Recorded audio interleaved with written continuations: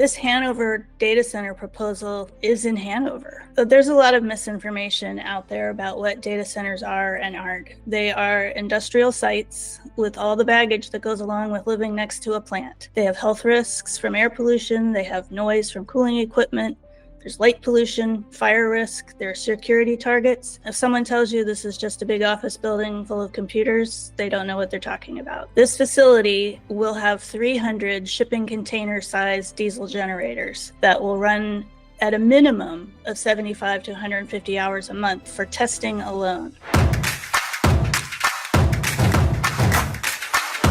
Have you heard about the Wyndham Foundation's Smart Development Task Force in response to the HHHunt Technology Park, aka data center? Have you wondered who these people are, what they are doing? Today, I am interviewing Colleen. Colleen, how are you doing today? I'm doing great, thanks, Chris. I appreciate the chance to talk to you. Yeah, no, I very much appreciate what you're doing, not only with the task force, but jumping on this interview, which Colleen mentioned she doesn't have an extensive public speaking experience, so she's a little nervous to jump on this, but we're going to take good care of her. So, Colleen, before we jump into kind of the matter at hand, can you share a little bit about who you are and what your professional background is? I am retired. I retired from a career in IT program management back in 2009. And since then, I have been focused on my community, specifically Wyndham. I was the president of our neighborhood swim team for 3 years. I serve on the board of the Shady Grove YMCA, and I am the founder and managing editor for Neighbors for Change, which is a local progressive advocacy organization that produces local impact news content and supports and amplifies political candidates who align with that mission. I was actually asked to help with the Smart Development Task Force because of my writing and experience with local government processes. For those out there that maybe haven't been following this very closely, maybe they weren't at the Wyndham Foundation's meeting at Shady Grove Elementary School a few weeks back or a month back. What is the Smart Development Task Force, and why was it formed? So it was formed fairly recently because there is a lot of change happening at a really fast pace in and around our community. So there are new neighborhoods being proposed with potential to impact schools, traffic, and then most painfully, the data center proposals in neighboring Richmond and Hanover counties. So the HOA really just wants to support the residents of Wyndham by informing and educating and doing a better job of communicating so that residents can be engaged in the decision-making processes that are happening at the county level and not taken by surprise when these decisions are made that impact our community. I've got to tell my friends out there that are listening how blessed we truly are to be in a neighborhood with such a proactive HOA association. As a real estate agent that's dealt with a lot of different homeowners associations, I can tell you that not all of them are as organized and kind of proactive when it comes to things like this. So I appreciate your service there. From your perspective, Colleen, what do you think are like the top 2 or 3 concerns that residents should understand with regard to the proposed data center? So from my perspective, I think the top 2 concerns that as a resident that I would focus on really are that this Hanover data center proposal is in Hanover. The decision rests in the hands of the Hanover County Board of Supervisors. We don't vote for them, and they don't need our support. We need to influence them, but we don't have a lot of tools at our disposal. So that's the first one.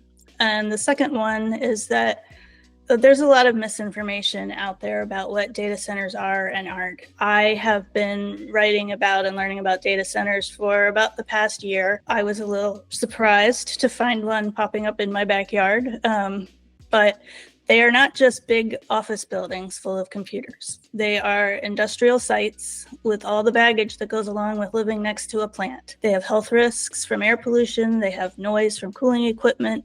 There's light pollution, fire risk, there are security targets. If someone tells you this is just a big office building full of computers, they don't know what they're talking about. So those are my top 2 concerns. And let's talk maybe for a second for our folks that aren't, in Wyndham, maybe they're in Twin Hickory, maybe they're in Shore Pump, maybe they're in Gray Oaks. Like, why should they care, right? Like, if it's not in my backyard, what does it make to me? Yeah, that's a great question because, people are like, oh, you live in Wyndham, you're just concerned about this because it's going to wreck your view, or, something like that. Truly, you should care about this even if you do live outside of Wyndham, because of the health impacts of air pollution. This facility will have 300 shipping container sized diesel generators that will run at a minimum of 75 to 150 hours a month for testing alone. So they can be run up to 500 hours a year each per the Virginia DEQ, and a federal emergency would allow unlimited use. Even the quietest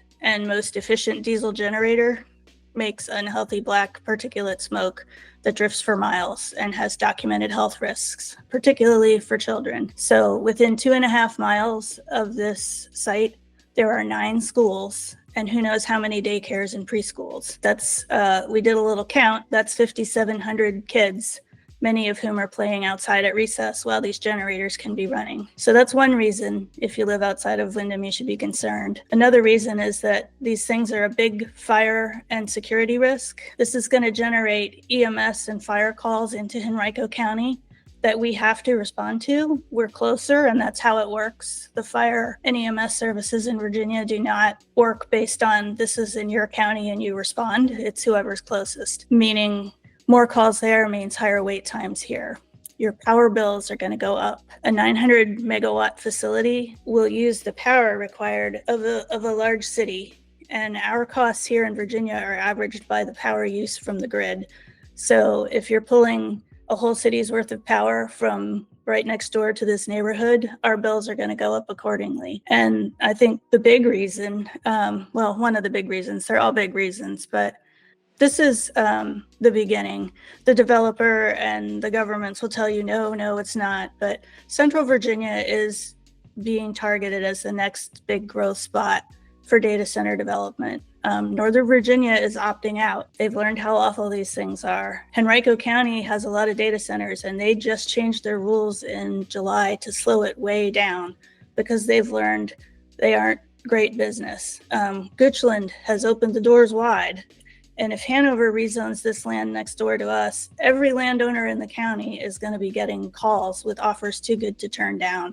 We will be overwhelmed with these polluters, and we will be paying the cost with electricity bills so that big tech can make more money. One stat that I found fascinating when they kind of equated the electrical usage was the amount of electrical use that's going to be used by this proposed data center would be the equivalent to 750,000 homes. Is that an accurate stat? Did I hear that? Yeah, it's the amount of like a small city would use. It's an asinine amount of electricity. So, Colleen, from your viewpoint, how do you think this could affect daily life for Wyndham residents? I mean, we've kind of touched on it a little bit, but like, let's say this thing actually goes through. Like, what do you foresee the impacts being? So realistically, when you look at the timeline that the developer proposed, we would have 7 to 10 years of industrial construction noise for the folks who live close to this and the folks who play golf on the golf course. After that,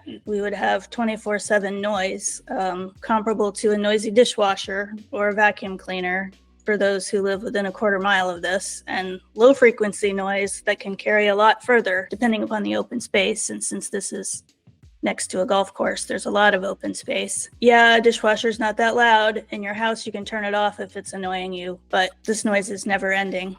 And the low frequency noise you can't really hear, but it's the kind of noise that you can feel with your teeth. You know what I'm talking about when like the ground under your feet vibrates? That's what low frequency noise does. People who live nearby will have that night glow from security lighting. You're not going to be able to see the stars. Air quality will be impacted. You know how we all watch the air quality indicators for, is this a good day to go play outside in the summer? Traffic on Ashland Road, if you take the road down to the highway, is already bad. It will be worse. We will likely see a lot more trucks on Pouncey Tract between there and Knuckles Road 295, where I can also point out there will be more construction due to a proposed housing development up there too. So that corridor up Knuckles Road is going to see a lot more traffic. And finally, the developer says they will conform to noise ordinance. And you have to remember this will be Hanover County's noise ordinance. And it's not that great. It's not terrible.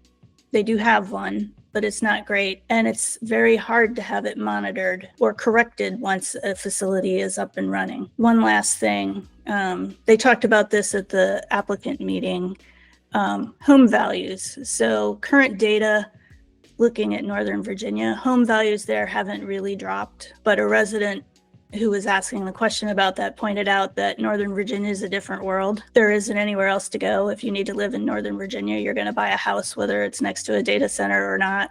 Here in Henrico, Wyndham commands premium pricing. In my opinion, that will change if this data center is approved. Yeah, it's interesting. I have a friend who is a real estate agent in Loudoun County, and when this first all kicks off, I was asking him about it, and he said, honestly, man, like they've been up there for so long that impact has already been, it's kind of already had its, the impact's already been done, but I don't know that any of us really know kind of how that would impact the immediate. And yeah, I'm glad you pointed out the construction, because I feel like we're coming off the applicants meeting at Southampton Elementary School, and it seemed like the focus was talking about what is this all going to look like once it's completed, but there wasn't an emphasis on, hey guys, this is a 10-year, to your point, industrial construction project. I think that gets messy for a long time with noise, with pollution, with traffic, with all those things. So is there any precedent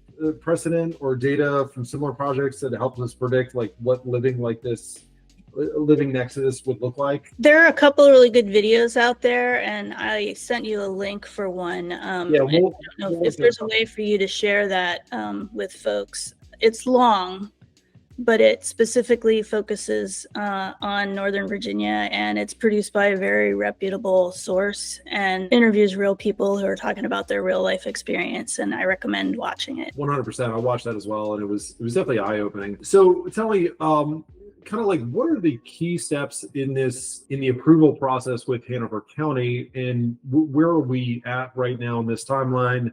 And I'll date it as of 4:45 p.m. on November the 19th, 2025. So we're very early in the process. The applicant, HHHunt, the developer, just submitted their plans in August, and Monday, November 17th, they had their applicant meeting, which was their chance to do their dog and pony show for residents and answer questions. That's sort of a check the box kind of a meeting that they need to be able to get onto the agenda with the Hanover County Planning Commission. That's the next step.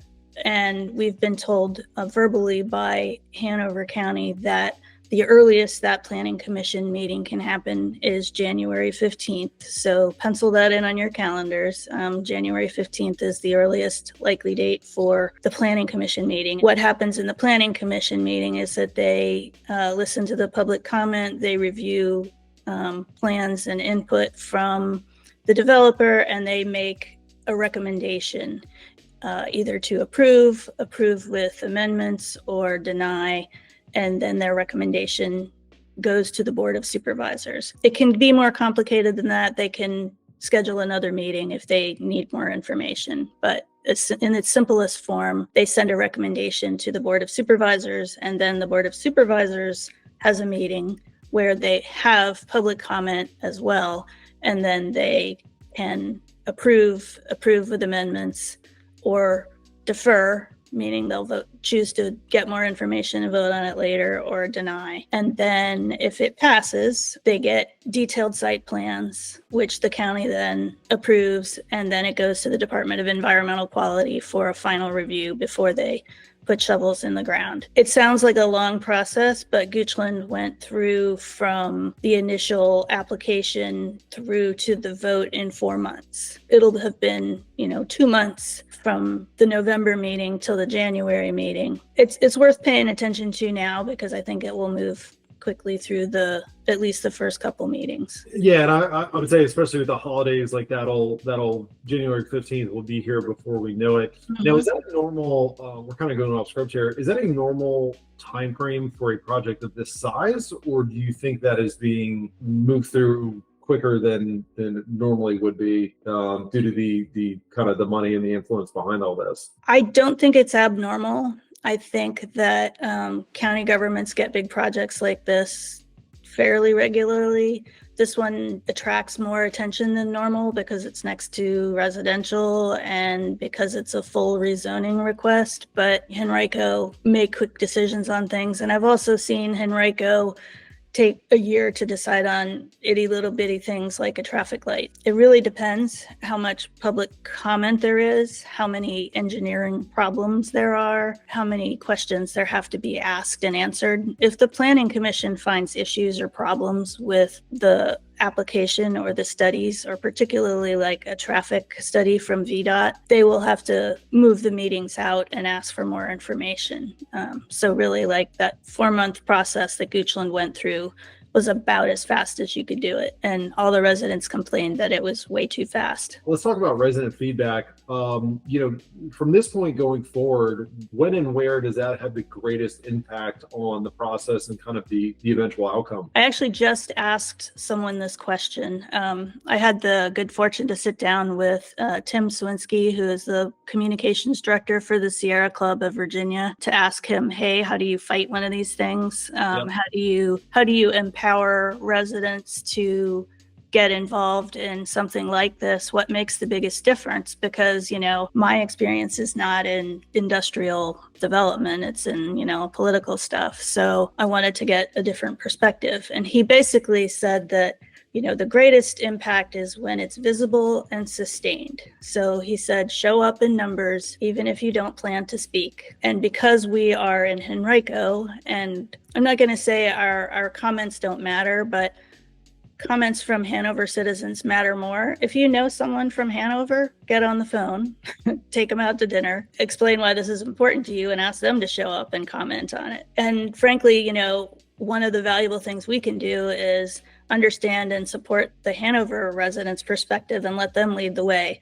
They want to, we heard this at the meeting the other night, they want to keep this part of the county rural, and they aren't as concerned about our home values. Their arguments are going to carry more weight, I think, with the Board of Supervisors than ours are. So let's not minimize their concerns. Let's support their concerns where we can. It doesn't mean ours aren't valid, but be sensitive to their issues and support their causes and wherever we can. And like I said, I think use all the avenues you have for feedback, but showing up and being visible and continuing to show up throughout the process is important and is valuable. I'll say it was encouraging to see. I was talking to some friends who I've stayed in communication with about this issue. Like I've looked at this solely from the lens through being a Wyndham resident, being a Henrico County resident, but it was very encouraging to see the resistance from Hanover County residents. And I kind of forgot that the only people that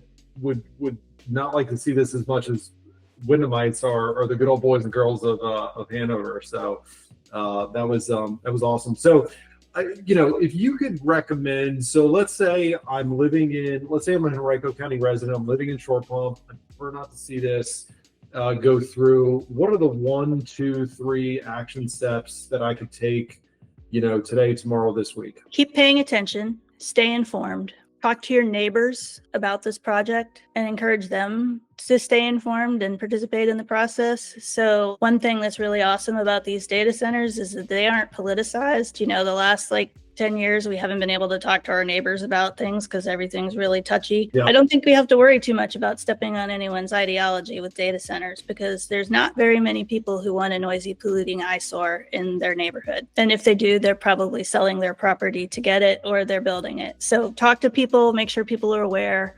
Go to the meetings, and you know what? If you don't feel like you can go to the meeting, offer to babysit for your neighbor family so they can go. You don't see a lot of young families at these meetings because they have evening obligations, and these meetings are always at dinner time and bedtime. There's things that you can do there. You can always, if you don't feel comfortable speaking or showing up, you can write to the Board of Supervisors and share your thoughts in that way. Yeah, I would also say share this video or a video like this. I'm still amazed how many folks that I talk to that are neighbors, that are friends, that, oh man, I saw your video. I didn't realize how much of an impact this was going to have. And truthfully, I didn't either until I went to that Shady Grove Elementary School meeting. So I would say awareness is key in this because I just kind of fluffed it off as oh, this is the next boogeyman that everybody's talking about. But until I really realized what this was going to be, then yeah, it didn't resonate with me.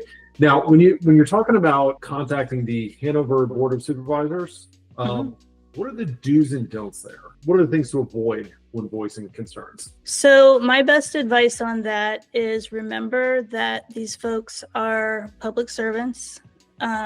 They're elected officials, and they are working hard to serve their community, and they deserve to be treated with respect and consideration, and they want to hear facts and logic and reasoning, and that raging and ranting and screaming and claiming personal harm and threats are not going to advance your cause. And in particular, we've heard that Hanover is very sensitive to things that they regard to be whiny and entitled. Not trying to tell anybody what to say or do, but try to approach your communications with respect and with facts. If you're just out there blasting nasty grams, you're not doing anybody any good. No.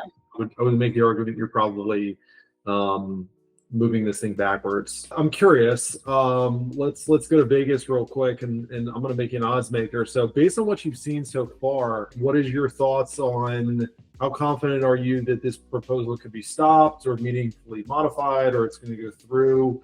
Where are you placing your bets? So that's a tough one. In my conversations with the Sierra Club, it's very hard to stop these things, but the ones that do get stopped are stopped because they are not zoned industrial already. If it's already zoned industrial, it's going to happen. This is not zoned industrial yet. The Hanover Comprehensive Plan is zoned for agricultural and rural, and their long-term plan is for suburban residential.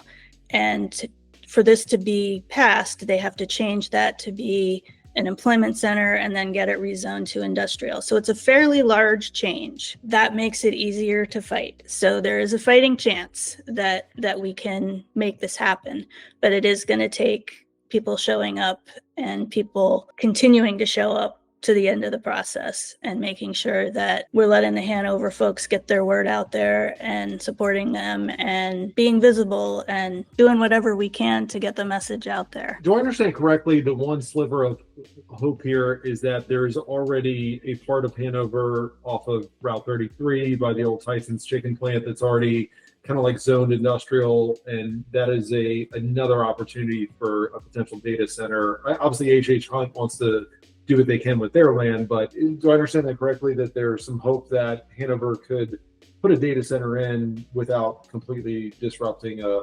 residential area? Yeah, and Hanover is actually, I believe they have one that is under construction and then 3 more that are approved, and they're looking at 1 more. I could be wrong on the numbers because it's been a while since I wrote this all up. They have at least 2 on this side of 95 technology parks that are zoned for this type of development and that have public water and sewer hooked up, and that have the appropriate nice wide buffers so that people driving past and people who live nearby are not looking at and hearing these big data centers. So they have much better and more appropriate and already zoned places to put this. Yes. That's awesome. So let me ask you this, the Smart Development Task Force, if somebody said, like, wanted to say, hey, what are they doing right now? And then give me an update on that. And then is there any additional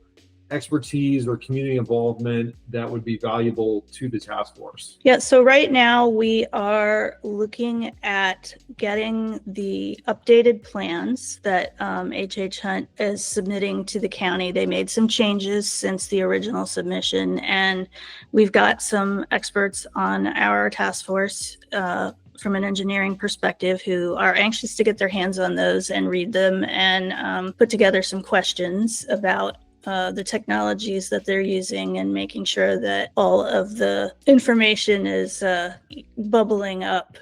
If you're changing the cooling, that changes the power needs and all those other things. Getting ready for that first planning commission meeting. As far as expertise that would be most valuable, we can always use help with like infrastructure project expertise, like people who know stuff about power grid expansion, road expansion, traffic engineering, that kind of thing. And in particular, we would love to talk to someone who knows about or knows someone who does environmental impact assessment, just for us to be able to independently assess and understand, and even if we had to pay for it, what impact this project will actually have on the surrounding area, the wildlife, the water, etc.